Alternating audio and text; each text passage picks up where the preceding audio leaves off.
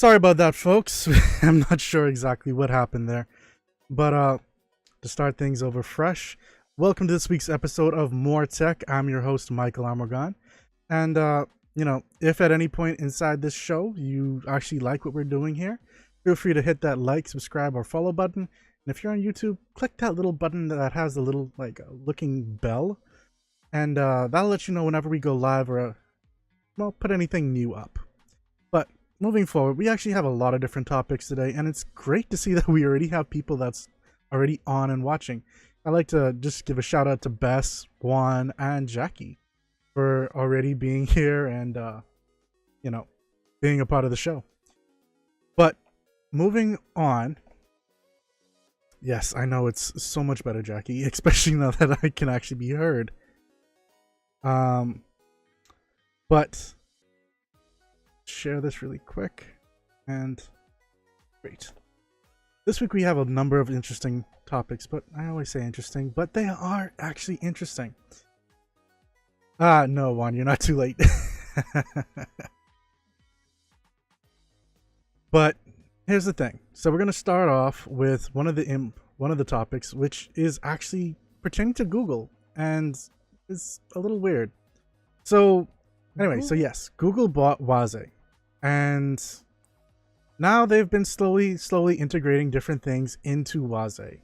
This time, they seem to be integrating some of Waze's more popular features, which, okay, so the whole thing behind Waze is it allows you to pretty much report, and, well, you can create your own maps by actually using it. Might be the last two not a good. You want to be entertained, stick around a little bit. Trust me, you will be. But so here's the thing. Waze allows you to pretty much go across the map and pave your own map in a way. And this is better than what Google Maps has been doing, especially since they have actually cut back on what allows you to actually contribute to the map, because some people were doing things like putting drawings of penises and saying inappropriate things on Google Maps because they allowed for pretty much you to overlay things and like make things look like they were certain things. So that didn't end off so well, and so Google punished the majority of its good citizens for the actions of a select few bad citizens, and it was only a select few. People got pissed, people got angry, but then again, it's Google and you can't really do anything with that, so people just kind of left it at that. Google lets you say some inappropriate things. Well, that depends on where. You can't say it on Google Maps anymore. That's for sure. So, Google Maps closed down pretty much most of it and has only started as of, I think, last year and this year to actually go about and, how should I put it? Make suggestions that things should be changed. If the road's missing, you can suggest that there's a road missing. You can't actually say, okay, well, there's a road from this point to this point, and it turns right here. Now, you agree with them, Juan? Really? I mean, it was quite literally only like maybe 4 people that really abused it. At least that were reported on, at least. But at the same point, you had hundreds of thousands of people who were doing really good work with it, making sure their places were updated. Like, these were called local guides. And so, bad people are everywhere. It's true. But it wasn't really being abused. That's the thing. Hugh White says that he would abuse it if it was still around. But he's a Russian bot. So, you're a Russian bot. Interesting.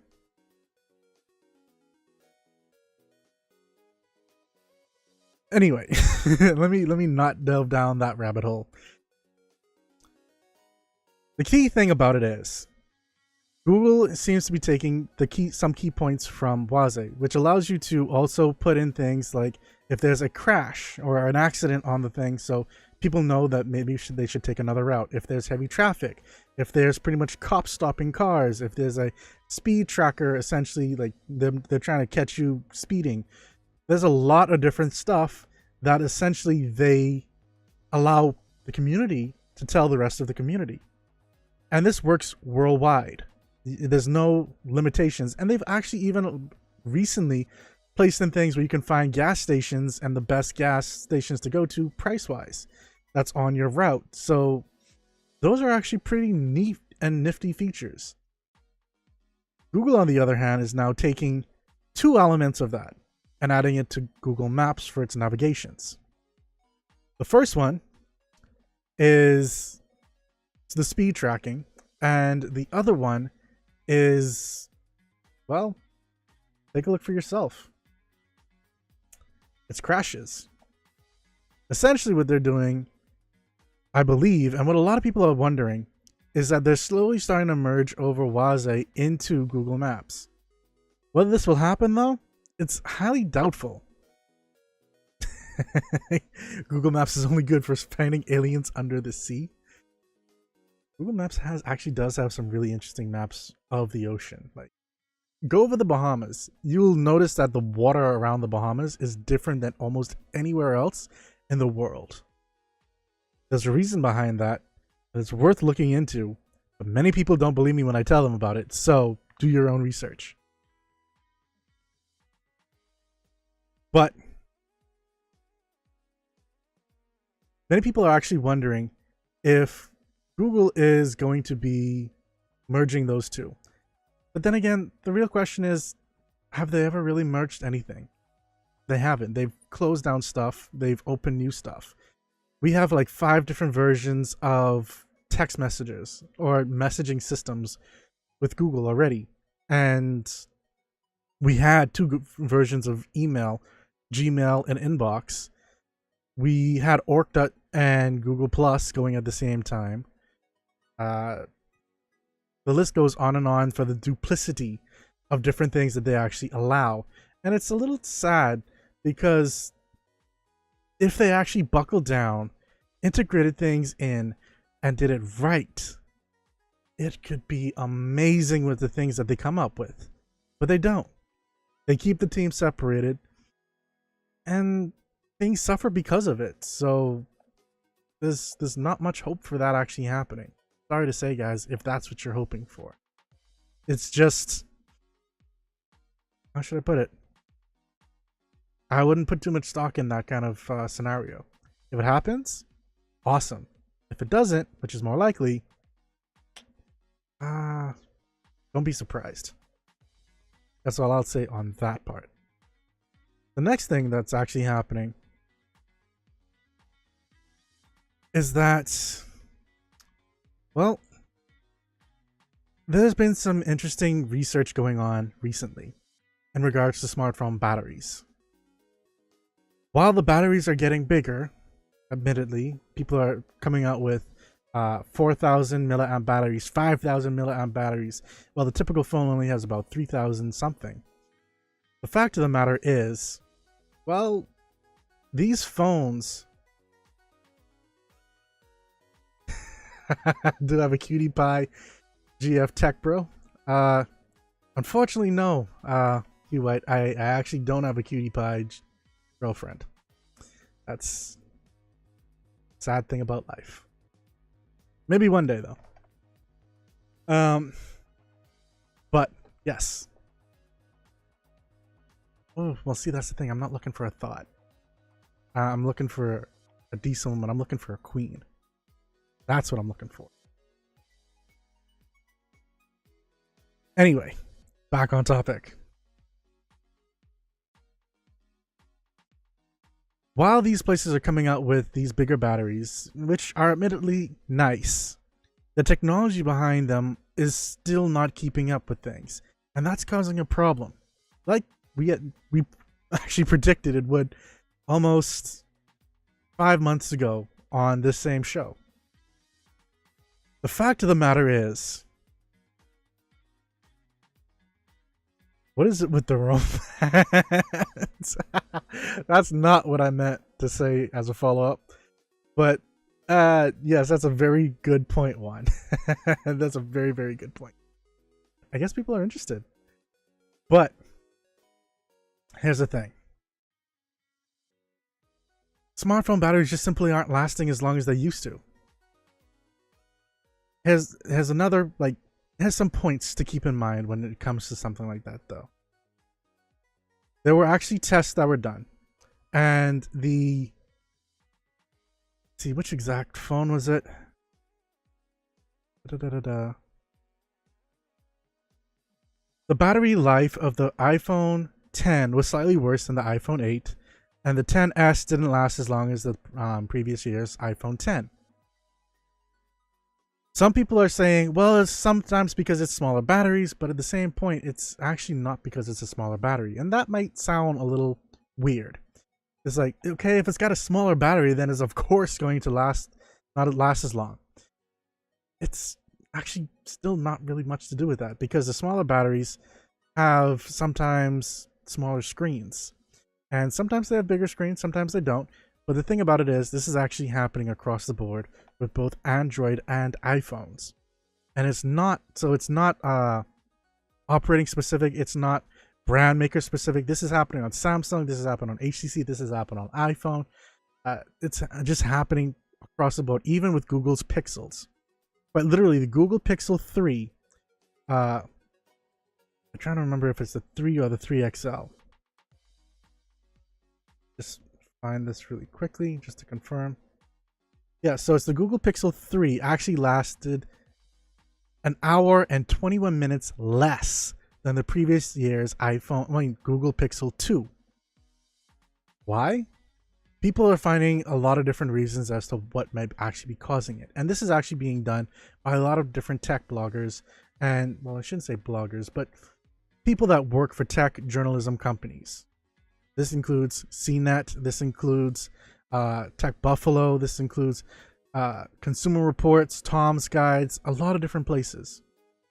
And the issue with their testing that they're doing, which admittedly even Consumer Reports mentions, is that there's actually no real standard for battery life tests.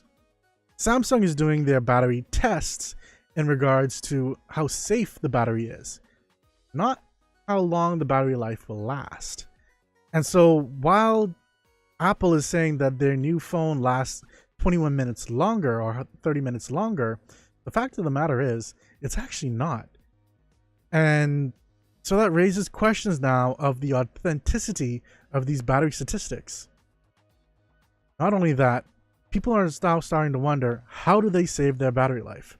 And it kind of goes back to some tried and true methods. Turning down your brightness, making sure your phone is on Wi-Fi instead of LTE or any cellular data, and sometimes just putting your phone in airplane mode when you just don't want anyone to contact you, and maybe just throwing on Wi-Fi. The reasons for that are pretty simple, but if they don't make sense, let me explain. For starters, the brightness is definitely going to affect your battery life, because the more light it has to push out, the more power it's consuming to actually make sure that the screen is producing enough light. This can definitely hurt, especially when you're outside, when you need more, brightness. Juan's saying he's asking if we reached the limit for batteries. And the answer is actually, at the moment, yeah, we have. We've reached Here's the thing. Batteries are improving by about 5% each year. But because of the progress that the technology that's using those batteries are improving, they're surpassing what the actual improvements are. So they're going to like 10, 15% requirements more than the previous year, while the batteries are still only giving 5% more. So the time that you're going to be needing to charge is going to start going up. That's why a lot of people are starting to look at wireless charging and fast charging as becoming a standard in smartphones and tablets and the like. Simply because you're going to need to start charging more and staying connected. Or staying charged, I should say. Now, the great thing about this is most of these technologies today will stop charging your phone over the percentage when they hit 100%. Sometimes they go only up to 99% and kind of keep it there. So it doesn't burn through the battery life, which is great. But at the same point, other things like having your phone always on LTE or using cellular data, especially when you're in areas that are switching between good and bad service, it's going to continuously hit your battery life hard. Main reason for that is because your phone is going to continuously try to search for the best signal that it can, and that puts a strain on the battery because it's now using the radio frequencies to try and find it a lot harder. That's why they're suggesting to keep your phone on Wi-Fi as well, so it's using that for internet service more than anything else, so it doesn't need to try and fight as hard for data. But the issue still remains.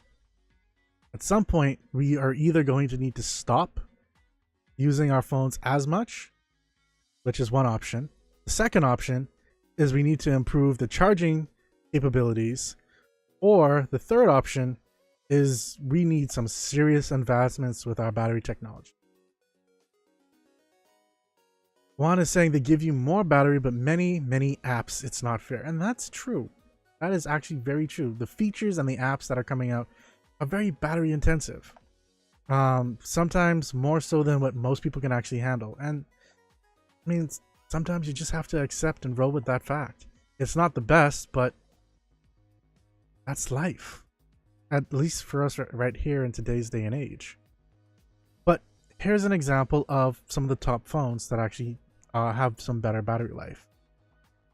So while surfing the web continuously, these are the top phones. It comes with the iPhone XR at the top, which actually beat both the iPhone XS and the iPhone X battery life.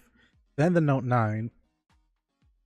Then the iPhone 8 Plus, the Pixel 2 XL, the iPhone 10, the iPhone 8, so on and so forth. Hey, welcome to the stream, Fraudfish. I see you watching on Periscope. So, that said, and wait, offline? No, I should be coming back online. I'm not sure exactly why that happens. But, let me see. I think it's actually an issue that my streaming provider is actually having. Double check.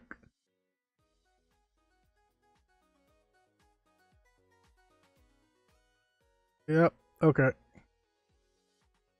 Copy link address. Need to post this really quick.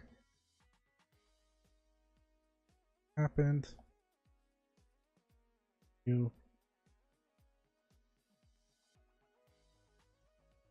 Okay. So now that that's done with, the next real topic that is actually on my list of stuff is actually some interesting phones that have come out. And here's the thing. We've gone through phones before on our previous broadcasts and whatnot. But we have some really weird phones that are coming out this year. And the two of them that I'm going to be talking about are the red smartphone, which is actually a phone that was supposed to come out last year, and a phone that a lot of people have been waiting for, which is Samsung's Galaxy X, aka their foldable smartphone, which they were working on concept for like the past 3 or 4 years, and it's now almost ready for prime time. They're saying 2019, so that's going to be coming out next year. So here's the thing. I'm not going to get too much into the red one. I just want to talk about it just and touch on it just a little bit. This is a phone made by a company called Red. Red is a maker of high-end professional cameras. Now, these cameras are cameras that are like Hollywood style. Very top of the line cameras that, you know, you spend a lot of money for, like a few tens of thousands of dollars, just like getting everything set up for it. The camera, the sensor, the box. So yeah, it's expensive, but the quality on it is top notch.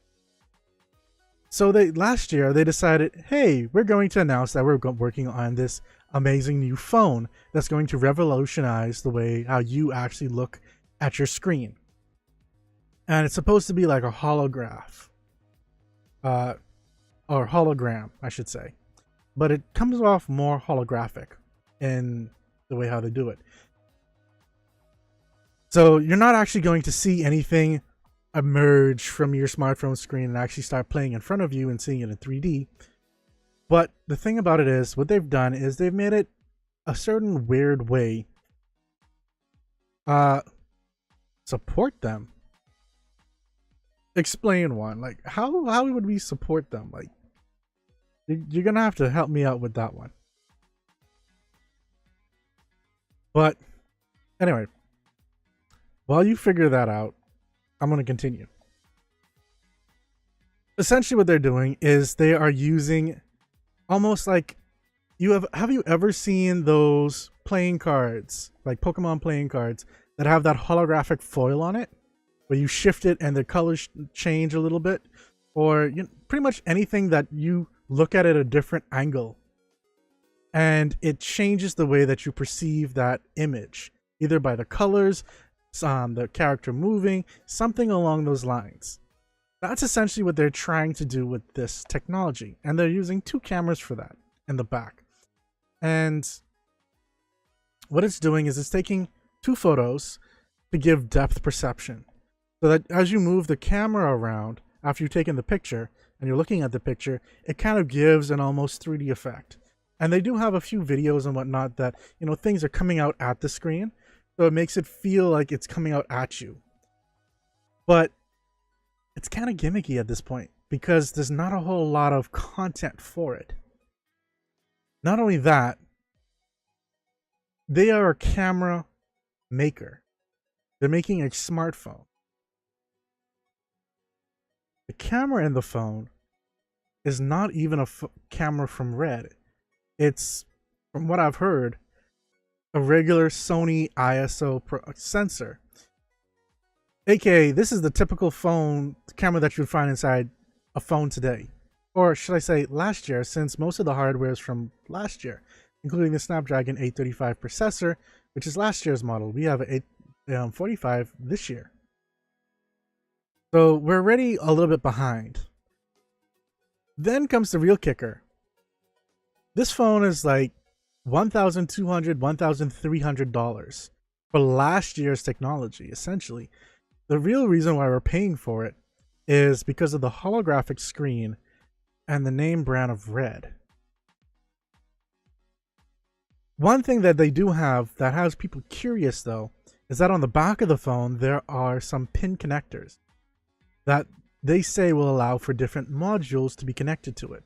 One being a battery pack, the other one being, if I remember correctly, speakers. And then there's the one that's really interesting and catching a lot of people's attention, and that's the camera. They might be adding a camera sensor from Red to a smartphone. And that's what people were really hoping for. So maybe, just maybe, we might still have something. But by the time this actually comes out, and they're saying 2019, this phone's already going to be essentially 2 years old. Because remember, this is using last year's technology. It may have come out this year, but that doesn't mean anything if you're already 2 years behind the game by the time everything rolls out. Just my thoughts. But then you've got Samsung with their Samsung Galaxy X. One, we might be watching my show in 3D years later, but chances are it's going to be using a completely different type of technology. I can almost guarantee it won't be using the same kind of holographic thing. It'll actually be more of a 3D technology, what they've been using for 3D TVs for a while now. And 3D TVs have been around for almost a decade now. So the technology behind that isn't really anything new, but it's that within itself is also still a gimmick. And it's not really mainstream. So maybe, but people seem more focused on 8K TVs within the next few years. That's what people are really focusing on. That said, and going back to Samsung's Galaxy X, sorry. And no, this one doesn't seem to be called the Galaxy 10. This one actually seems to be called the Galaxy X. It's a device that looks like this.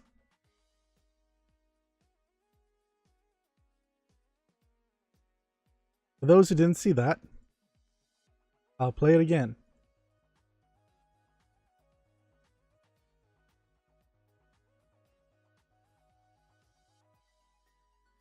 Essentially, this phone is going to allow you to open it up to a tablet size, have 3 different apps on the screen at the same time, one being the main one, 2 on the side, and then you can close it down, and the main app is going to show up on the how you would normally see the smartphone. And, you know, this is... a lot of people are saying it's a gimmick. And, you know, to a certain degree, they're right. It is a gimmick. Not everyone's going to want this. But a lot of people are.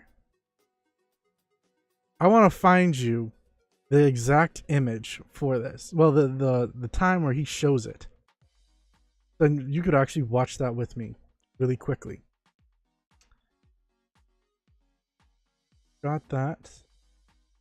Let's watch that.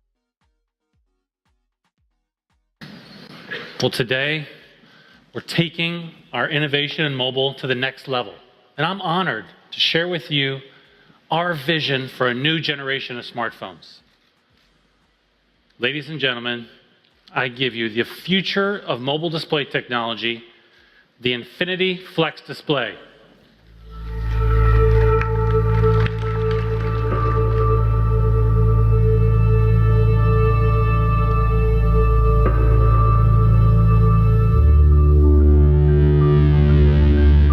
So essentially, they are going through a lot of how this was built. And I'm just going to mute the music for a quick moment. I don't want any copyright infringement stuff happening. But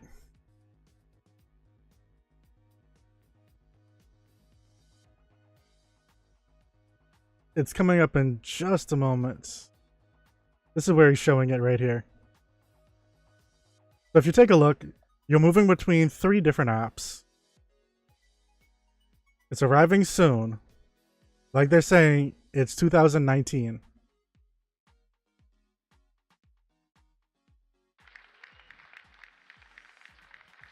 Here's where he actually starts to actually show it off.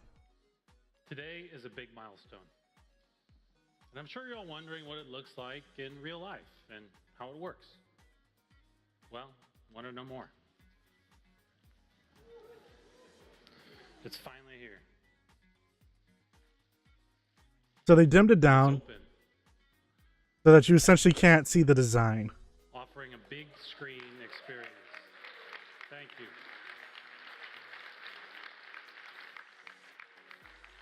It's gorgeous. What I love is that there's no like seam in the middle of it. It's a phone that fits neatly inside your pocket. Thank you. He's not done yet, though.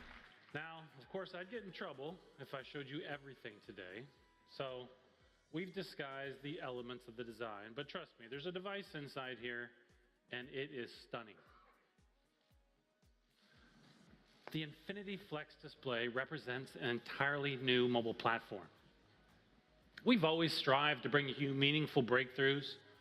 But despite all that progress, we've been living in a world where the size of your screen can only be as large as the device itself.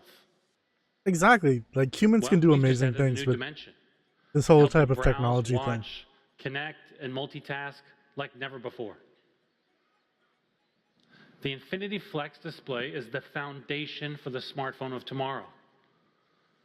To build it, we had to invent new materials, throw out old assumptions. Okay. So that's essentially what they're going for with the Samsung Galaxy X. And again, like, this is some pretty awesome technology here. But the same point remains, how well received will it be? Will it pull a Note where everyone said, you know, phablets are gimmicky, they're too big, people won't want them. But then, sure enough, phablets are kind of like a mainstay nowadays where people want bigger phones. Some want styluses, some don't. Styluses are now back because of the Note. Bigger phones are here because of the Note. A phone that people said would not get more than its initial run. It's already on the new Note 9 and is one of the best selling phones in the world. What they're going for with this is not only just a foldable phone, but a rollable phone and a stretchable phone. They're going for 3 completely different types of markets when it comes to the design of these new phones. And exactly, this phone is a phone and a tablet at the same time. This is going to be the new phablet. Mark my words, they're probably going to say phablet with this again. Or, yeah, no, they're probably going to call this a phablet. Phablet reimagined or something along those lines. And White Pancakes, welcome back to the stream. I haven't seen you in a while. Welcome back. But yeah, so these phones are going to be interesting. And I say that simply because they're weird enough to make a dent somewhere in the market line. Now, I don't have a huge anticipation for red, but the Galaxy X, I've already heard people saying that they're interested in that. Interested in the fact that they want to buy it.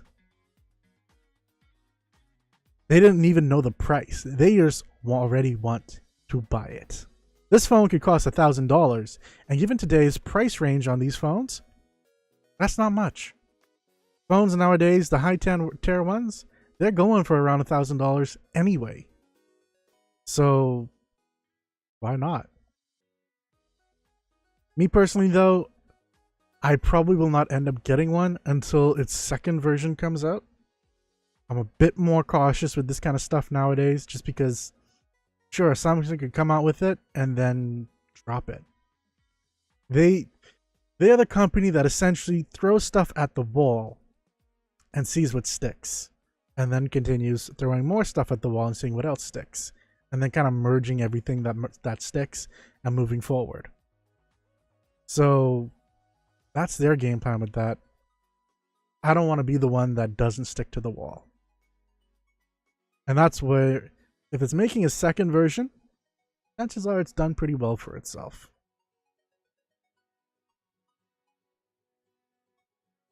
Now, I do want to mention something that I found interesting. I think that was the last episode that we did for MOAR Tech. We talked about the OnePlus 6T. Just as something to touch on, the line for that phone at T-Mobile, from what I've seen and from what I've researched on this, has actually bypassed the lines that typically happen when people sit out and wait for iPhones. And I think that's one of the first times that's ever happened for an Android device. I just want to give kudos to OnePlus for that. Good job. You've actually done an amazing job of running these phones to the point that people love your product enough to beat the almost cult type following that iPhone has, where people would have literally stayed out of stores for 5 days before a launch just to make sure they're one of the first to ever get it. That's amazing. Good job.